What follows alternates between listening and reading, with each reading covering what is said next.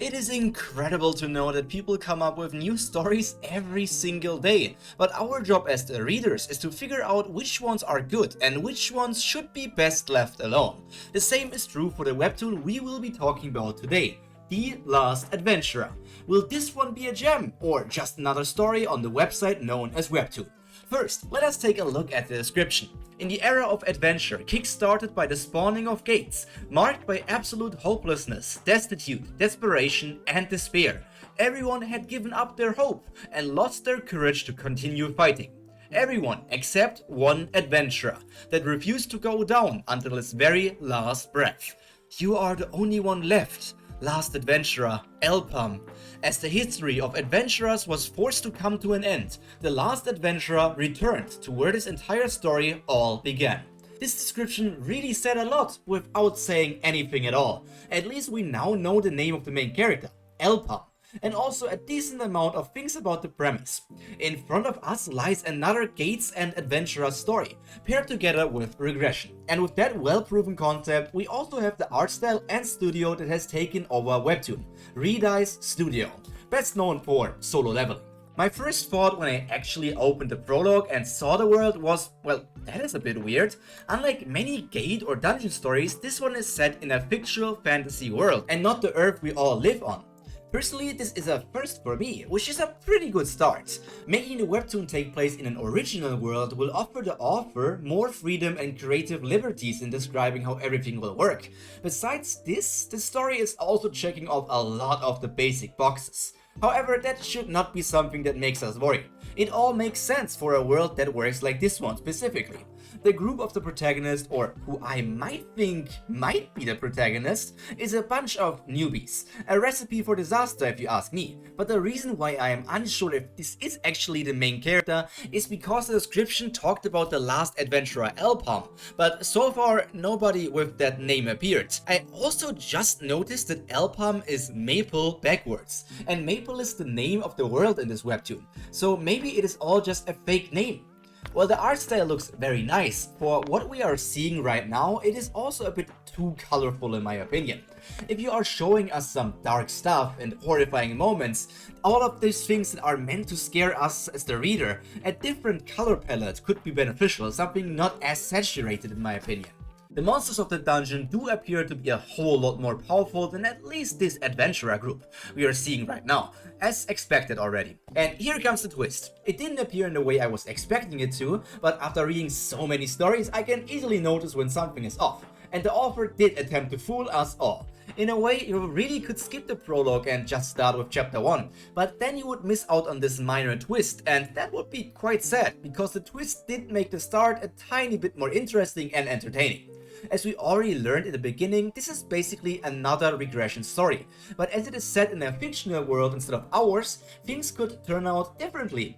For that, many things still need to work out though. For example, us learning more about how this world actually works. Apparently, equipment, for example, can be more powerful depending on which person is wielding it. It could be connected to some form of proficiency, because if this isn't the case, it would be a bit weird how the protagonist can deal out way more damage with the staff of fire arrows compared to the previous user.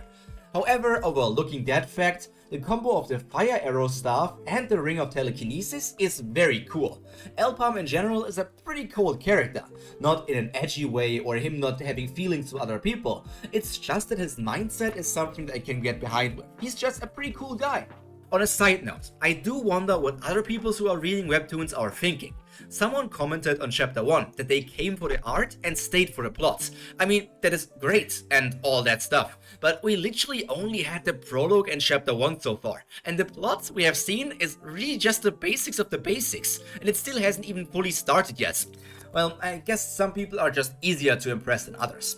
Our protagonist might be more special than just being a regressor. Let's see what cheat abilities he will have, or if it turns out that all he has is really his knowledge from the first life. I will be pleasantly surprised if that is actually the case.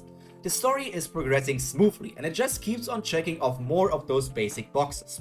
In a way it is comparable to, well, junk food, and I don't mean that in a bad way. It really is a good story, but it also doesn't do anything special to set it apart from the many other stories on Webtoon. If I had to say one thing that it has that seems to be unique at least, is the fact that it was already a fantasy world before all of those gates appeared, so it is not just a copy-pasted story. Like in many stories, most of the characters are driven by money. Seeing those motives makes it easier for us to figure out which characters will stay in Elpam's party in the long run. I say this specifically because in most cases, the longer the world lives on with those dungeons, the more heroic people will appear and establish themselves. But there could also always be a hero that simply loves money, so it's not really a 100% criteria. The second party Elpam is a part of does seem a lot nicer than the first one especially. But let's see what their true colors will look like once things really get serious, because there's no way we already met reliable allies so early. And just as I said it, it happened. As always, money is the top priority. If this story has one thing going for it, in my opinion, it really are the unique monster designs we have seen so far. In my opinion, more artists and authors should do monster-only stories, or just stories from the perspective of a monster. After having read so many other webtoons, manga, manhwa and manhwa about humans, I can confidently say following a true monster that doesn't want to become a human or form an alliance with them would be a really nice change of pace. A breath of fresh air, you could say. Also, the designs of monsters can be a lot crazier. I don't even mean those humanoid monsters, I'm just meaning a real monster. Okay, the first loot Elpam found turns out to be way more convenient than I first thought. Mages can only use equipment if their at birth assigned element matches with that said equipment. So he was extremely lucky to get a staff of fire arrows from the first party. But the luck didn't actually stop there. In the life he has lived before this one, he also became known as the greatest telekinetic ever. And you know what he found in the remains of the first party as well? Yup, inside of one shoe of one member he found a ring of telekinesis. I have nothing to say to this. The action sequences are really nice though. I can overlook these slight conveniences for now. Overall, The Last Adventurer is pretty good. I may be complaining about a couple of things, but in the big picture it really doesn't matter.